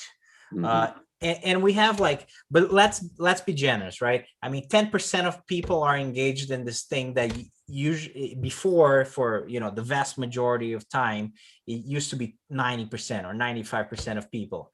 Now we only need 10% of the people really to do this job. So 90% of the other people really, I mean, except for some jobs that are actually essential, like cops and judges and firemen and all that. I mean, the vast majority of people do things that are actually concerned with making our lives a little bit more comfortable, making things for us to use that we enjoy using, but it's not like actually we need it. Like microwave, you can still heat your food in a different way, but it's convenient to have a microwave. So we would still be okay. I agree with you, But- Vladimir. A microwave uses less energy, Less energy. than a range. Yeah. Well, But fair we enough. know what you mean. We got Fair what enough, you but mean, Bruno. we could probably still survive without Yeah. microwaves. No, right? We could- I civilization could still go on, probably. I do agree to the point that when what people should and I would not, I count me in mea culpa that there was a time in my life where I wanted stuff, and a lot of people still, it's you turn on the television and you walk down the main street and it's all this message that bombarding you from everywhere. Get more stuff. You need more stuff. You aren't happy unless you have stuff, and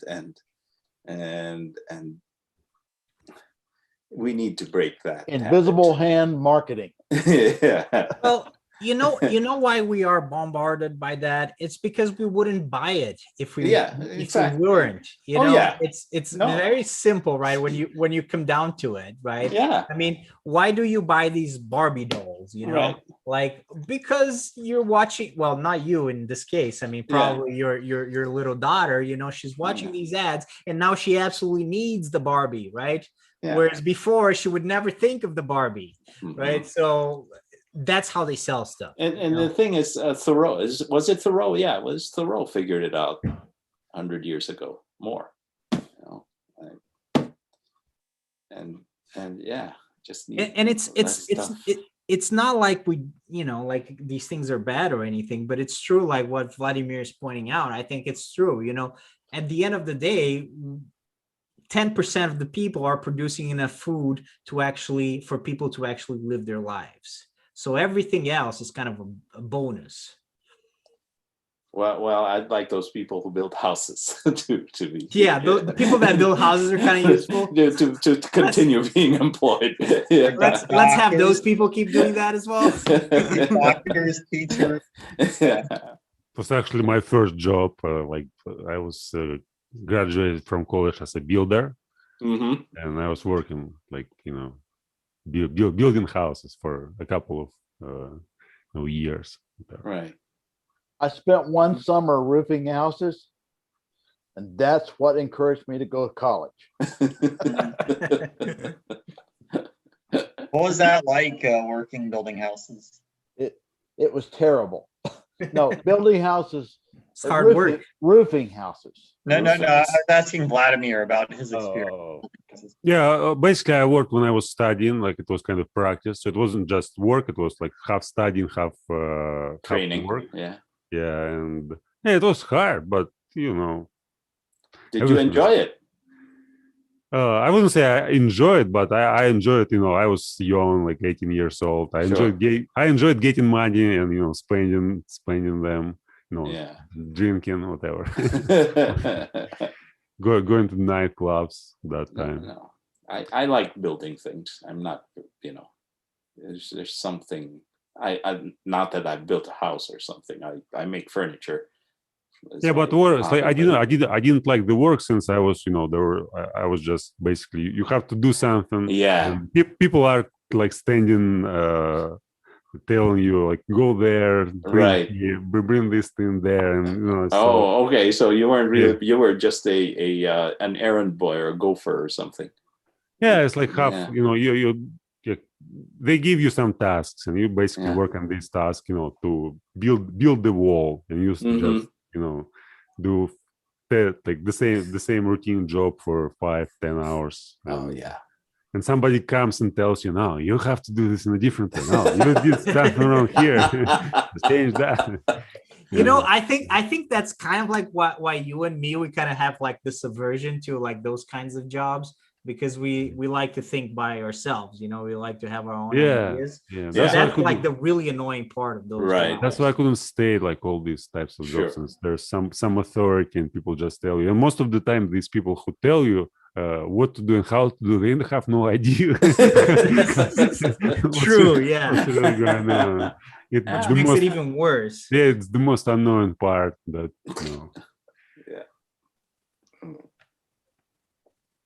But the problem with because agriculture, at least it's a job that if you're growing stuff for yourself, then at least it's kind of like satisfying because you're producing your food, but and you can see the results.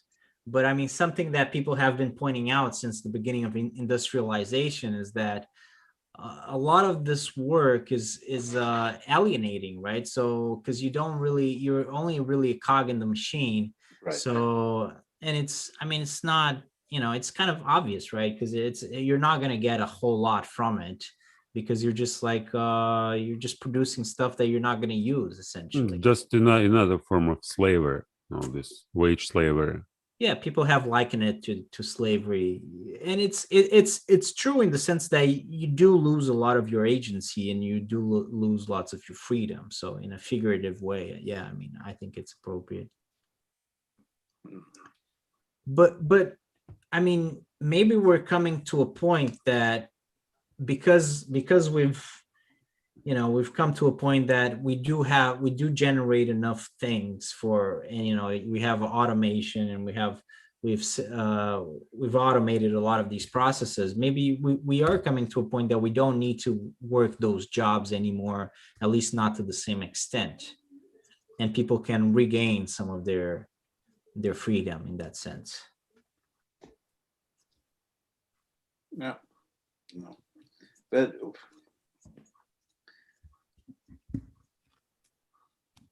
I mean, hunter-gatherers, they were a lot freer than people in industrialized societies, which is kind of like, it's a weird thing to think about, is because, we've come all this way, we've spent tens of thousands of years trying to make things better, and we've ended up in a position that we're essentially worse in many ways. I watched a video on YouTube recently on like a hunter-gatherer people. But yeah, it's like, yeah, their whole body is like more like fit to, hunt and stuff like that. Nowadays, it's like, yeah, we're just behind the computer so much that it's almost like it would be hard to go back to that. But yeah. Yeah, but that'll be easy to get back to. It's going to be hard the first couple of months, or maybe the first year, But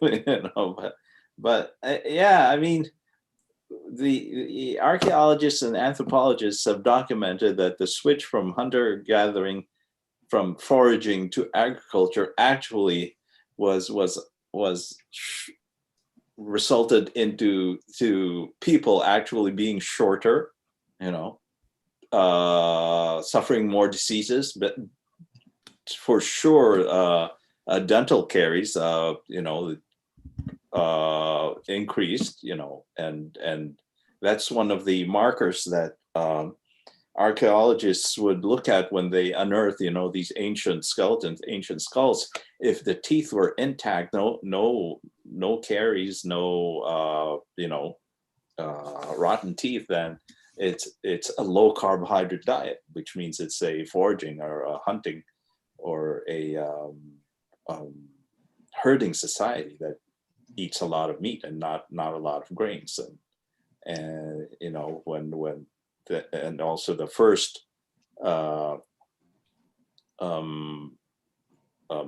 agricultural settlements, the average sizes of the skeletons were significantly smaller, shorter than hunter-gathering societies.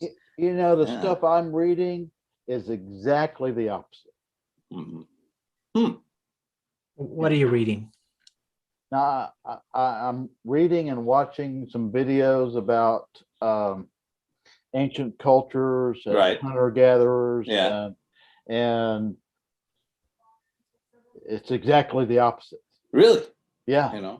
Because I don't know, I've read the complete, the average has really just gone down with and the diseases that are evident in the remains of the early agricultural societies are diseases of not exactly malnutrition, but unbalanced diets, because high in grains, high in, the Romans were a lot shorter than the Germanic tribes that they fought against.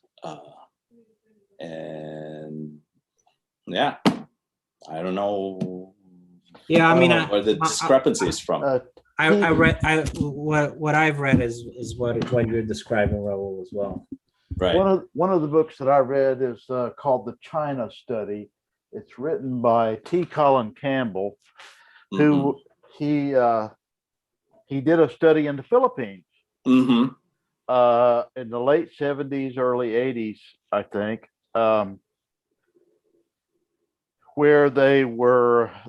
He was a dairy farmer. Right. He was working on his doctorate, and part of his program was to try to through nutrition affect positively the high incidence of liver cancer among children in the Philippines. Right.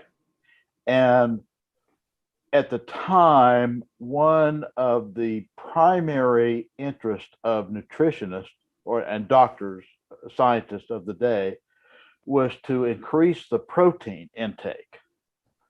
And so he worked with another scientist in the Philippines and later in China to introduce casein, which is a protein that's in milk or dairy products. Right. And because that's where he came from. And they found out that that protein is important, but if 20% of the diet of these Filipino children came from dairy, 20% of the protein came from dairy, the incidence of liver cancer went up. If it was less than 5% from dairy, it went down. Mm-hmm. So he was able to establish in the largest study of nutrition ever conducted anywhere, was done in China. He was able to establish, to my satisfaction anyway, a causal link between casein and cancer. So maybe the people were not taller or shorter, but I don't know if they had less cancer, Oh, yeah, but that's a different setting than from just a change in basically food production or the society from a hunter-gatherer to an agricultural, because this is it's not as if we now are smaller than hunter-gathering societies in terms of physical. Well, if I Yeah, understood what but you were saying, and maybe you weren't saying this, but if Mhm. I understood what you were saying that people who ate grains were not as healthy as people who ate meat. Not today. Okay? Okay. I'm not talking about the situation today. It's a lot more complicated, but certainly people in a high, you know this debate going on, a high carbohydrate meal is not that good for you. I'm talking about when the transition from foraging to an agricultural society occurred, there was a big dip in the quality of the nutrition of the average person, not the elites of the societies. And that has all been exceeded now, at least in the West, because of modern agriculture and modern production techniques. And it was probably exceeded maybe 150 years ago, I would think, But, and I totally not contest what you read, that there are certainly pockets where, people are not as well nourished as they could be. Yeah. And even now, Raul, I mean, it's not just about being nourished. I mean, that was certainly a problem before, or an issue before. Now it's more a matter of we have too much, and that actually is a bigger problem in some ways, because obesity kills far more people than famine. And, I mean, now we're eating the wrong things. It's not we're eating the wrong thing. If you eat McDonald's, that's actually not good for your body. So hunter-gatherer they were quite a bit healthier than the modern American, for sure. Sure. Yeah. Or Mexican or German. So right. There's a subset of nutritionists that characterized the standard American diet by its acronym, SAD.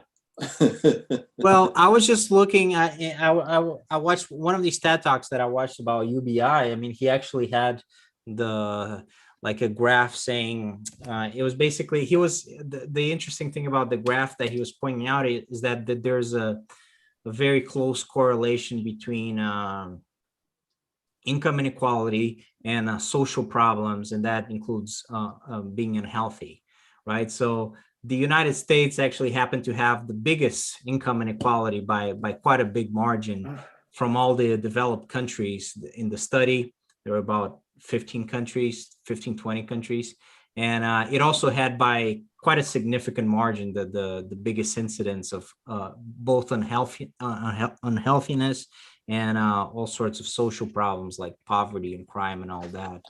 So, which is kind of crazy, when you consider that the United States is not only the richest country in the world, it's actually one of the richest per capita in the world, in spite of its size. So it's hard to understand. Well, unless you look at the correlation with income inequality, then it becomes predictable. Because if you have a bunch of people that are pretty well off, but then you have, 40 million people in a state of poverty, then you're still going to have those problems. And Japan was actually the one that had the lowest income inequality and the lowest incidence of unhealthiness and social problems, followed by the Nordic countries. And now it was when you mentioned the Nordic countries last week or a couple of weeks ago. Yeah. Were you talking about universal basic income then? Because they did some experiments in Switzerland, Finland. Yeah. No, I wasn't mentioning that. I was just mentioning, I was kind of like trying to talk about because talking about capitalism and socialism as opposites, that kind of like gives us an idea, but it's not really capitalist or socialist really in the real world. I mean, the United States is as Frank likes to point out, is a mixed economy and has always been a mixed economy. So, but the Nordic countries, they have capitalist features and they also have socialist features, if you will, right? So that's and it works pretty well. I mean, at the end of the day, what you want, I believe, it's not so much to have an ideological debate. I mean, that is, I guess that gets you like YouTube views, but that's not really what people should be after. I believe personally, I mean, that people should be after what is best for people, what is best for governance of people, what is best for society. And, extreme income inequality is not good. Totalitarianism is not good. And there's a lot of stuff in between. If you can have like a competitive economy with good production of things, with highly educated people, and you can also have services that serve the community and not just the individual, I think that's usually what works the best for people. I mean, what's really something that is weird about this relatively modern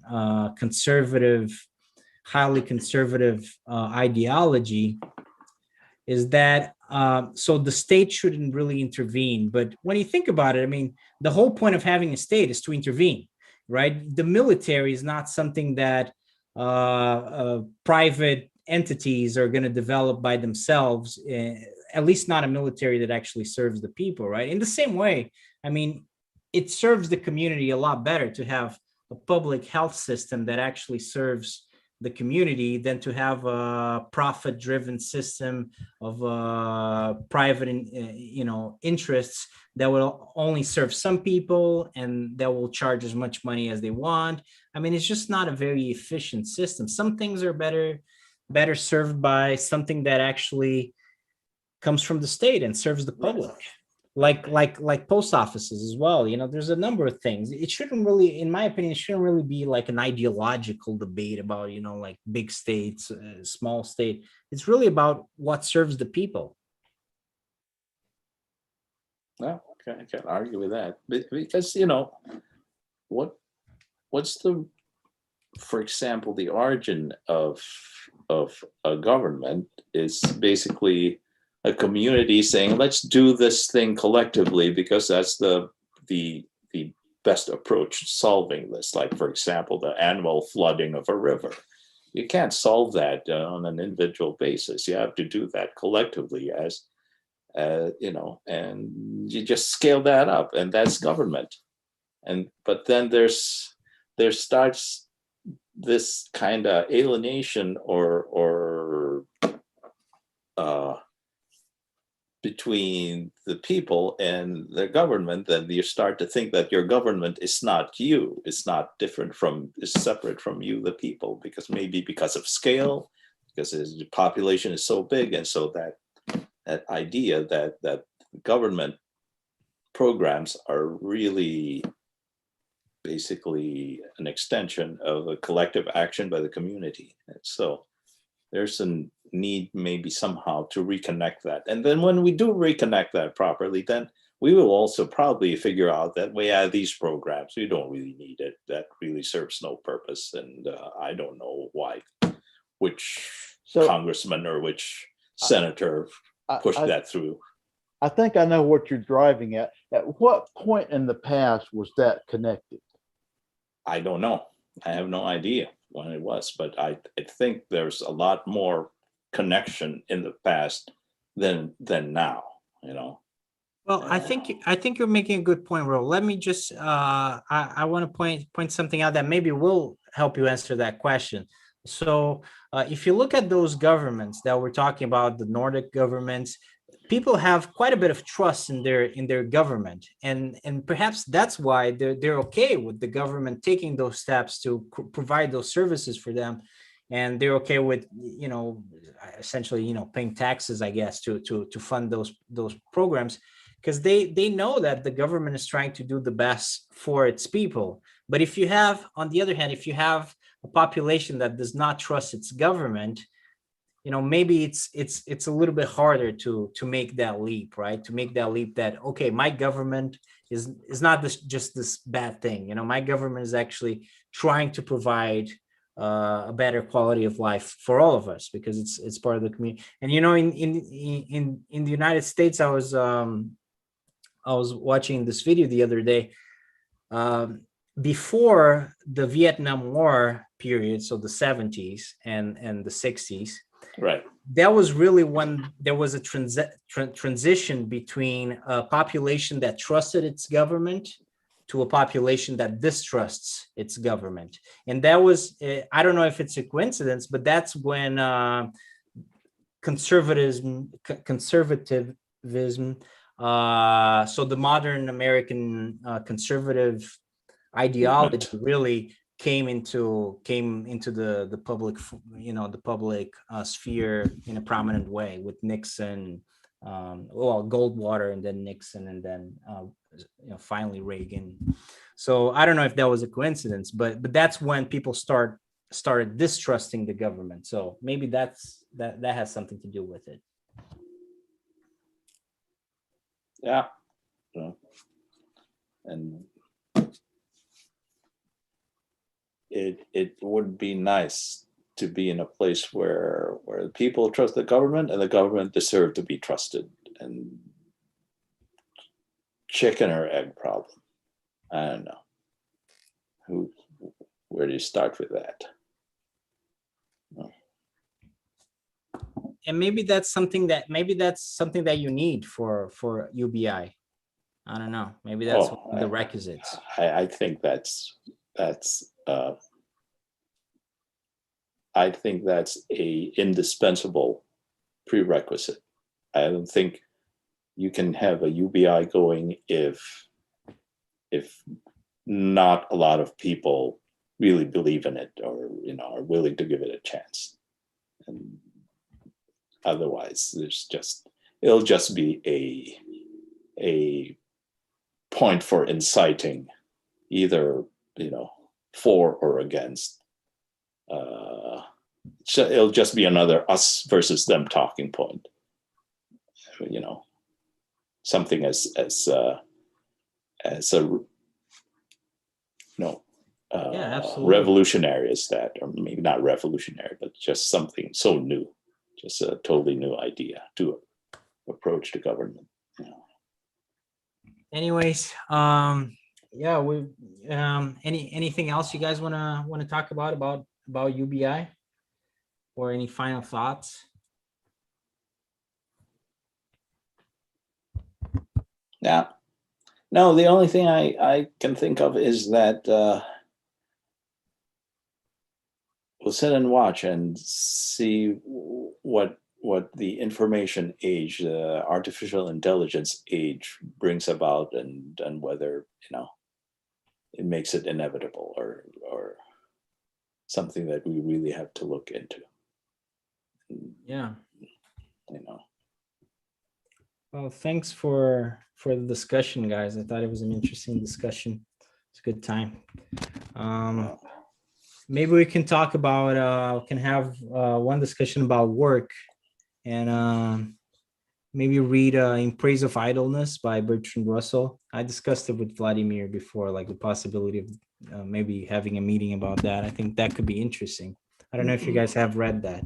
No, I haven't read it, but I know about it. And I think it's Socrates or Plato said something about that as well. Okay. Yeah.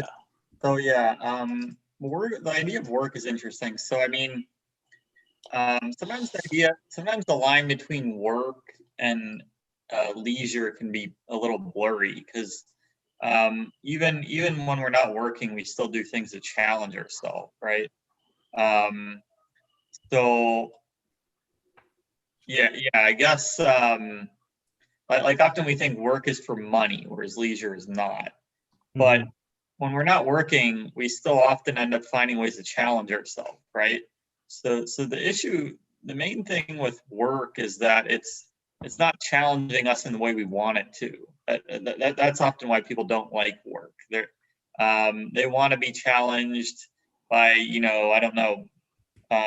making music or doing something more creative, and they're forced to be challenged in a way that they don't like. So I think that will be an interesting thing to talk about. Yeah, we certainly have this idea that work is unpleasant, and it's a pretty like deeply ingrained idea.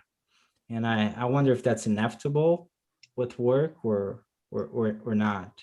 Or maybe we should also wonder if it's universal, because I certainly met some people who, on the one hand, they don't love their jobs, but they don't hate it. They say, oh, it's fine. You know, it's just people come in all sorts of you know come in all sorts. There's some who I guess are harder to please or easier to please. There's a lower level of irritability, or I mean, just yeah, aren't there just people who are naturally happy, right? Yeah, I'm also kind of interested in like the nature of work. Like, Mm-hmm. you know, we used to be hunter gatherers, then farmers. Now, a lot of people work on computers. Not everybody, you know, but there's still, you know, farmers, waiters, waitresses. But yeah, just the nature of work and how that's changed and what Right. that means for our society. And Yeah. how we see work as well. One thing that I learned recently and that I thought it was very interesting is that, for example, career was not a word that people used. I mean, that's something that it was a word that it actually it was it was a word that was used for horses, not people. So so it got applied to people. You know, all of a sudden it wasn't just horses; it was also people. So like the ideas that people had about work were very different before, and they kind of start changing, especially with the industrial revolution. That kind of like changed the whole notion of work. Also Right. the idea that you have wages, also industrial revolution. The idea that you have 8-hour workday, which used to be like 16. And then it got gradually reduced. I mean, that's also came with the industrial Yeah. revolution. So a lot of the notions that we have about work that seem in our society, they're like absolute, right? I mean, work is this big thing. It's like an absolute concept, but it actually is not. Historically, it's not No. that old.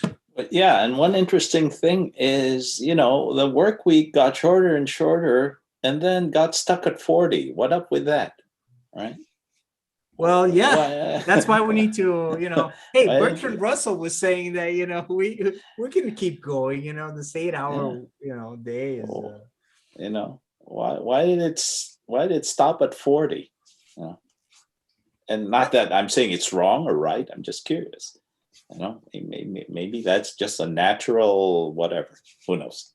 that's a good question, actually. In some countries, it's a little bit shorter than that. Yeah, France tried to put in a 35-hour work week. I don't know if they were successful or not. I think they were. I think in Yeah. France, it's 35, so it's a Mhm. little bit shorter. Yeah. You know.